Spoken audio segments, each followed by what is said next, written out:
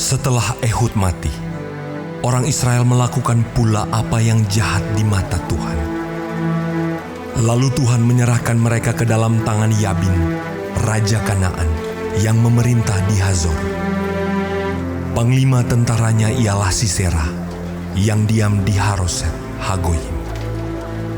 Lalu orang Israel berseru kepada Tuhan, sebab Sisera mempunyai 900 kereta besi, dan 20 tahun lamanya ia menindas orang Israel dengan keras. Pada waktu itu, Deborah, seorang Nabiah, istri Lapidot, memerintah sebagai hakim atas orang Israel. Ia biasa duduk di bawah pohon korma Deborah, antara Ramah dan Betel, di pegunungan Efraim, dan orang Israel menghadap dia untuk berhakim kepadanya. Ia menyuruh memanggil Barak bin Abinoam dari Kedes di daerah Naftali, lalu berkata kepadanya, "Bukankah Tuhan Allah Israel memerintahkan demikian? Majulah, bergeraklah menuju Gunung Tabor dengan membawa 10.000 orang Bani Naftali dan Bani Zebulon bersama-sama dengan engkau. Dan aku akan menggerakkan Sisera, panglima tentara Yabin, dengan kereta-keretanya dan pasukan-pasukannya menuju engkau ke sungai Kison. Dan aku akan menyerahkan dia ke dalam tanganmu." Jawab Barak kepada Deborah, "Jika engkau turut maju, aku pun maju. Tetapi jika engkau tidak turut maju, aku pun tidak maju," kata Deborah. "Baik, aku turut. Hanya engkau tidak akan mendapat kehormatan dalam perjalanan yang kau lakukan ini, sebab Tuhan akan menyerahkan Sisera ke dalam tangan seorang perempuan." Lalu Deborah bangun berdiri dan pergi bersama-sama dengan Barak ke Kedes. Barak mengerahkan suku Zebulon dan suku Naftali ke Kedes. Maka 10.000 orang maju mengikuti dia. Juga Deborah maju bersama-sama dengan dia. Adapun Heber, orang Keni itu, telah memisahkan diri dari suku Keni, dari anak-anak Hobab ipar Musa, dan telah berpindah-pindah memasang kemahnya sampai ke pohon Tarbantin di Zaanaim yang dekat Kedes.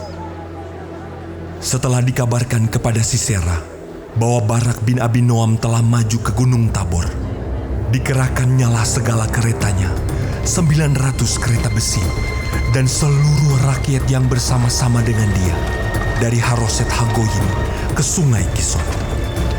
Lalu berkatalah Deborah kepada Barak, "Bersiaplah, sebab inilah harinya Tuhan menyerahkan Sisera ke dalam tanganmu. Bukankah Tuhan telah maju di depan engkau?"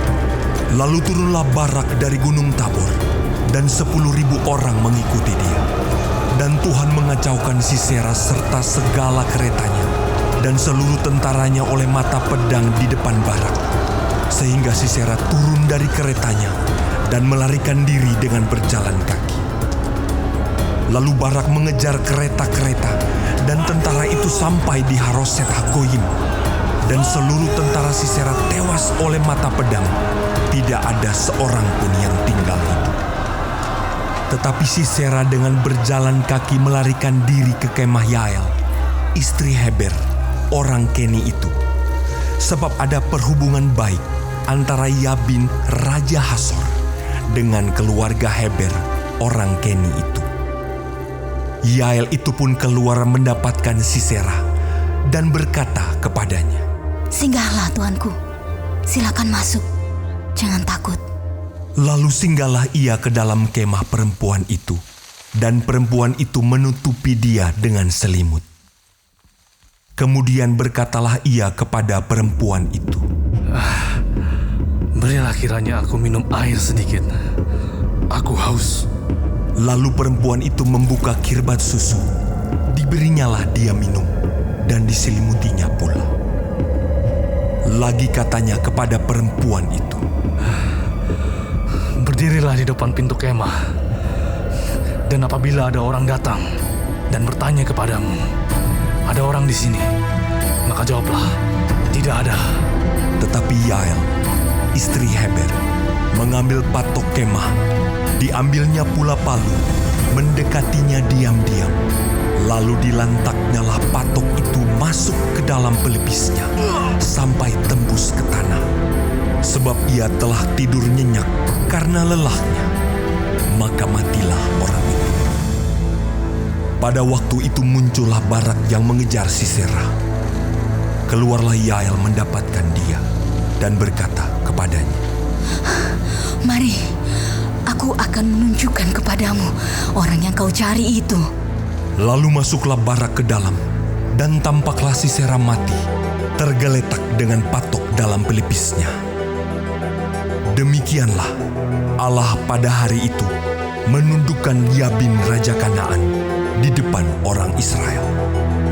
Dan kekuasaan orang Israel kian keras menekan Yabin, Raja Kanaan, sampai mereka melenyapkan Yabin, Raja Kanaan itu.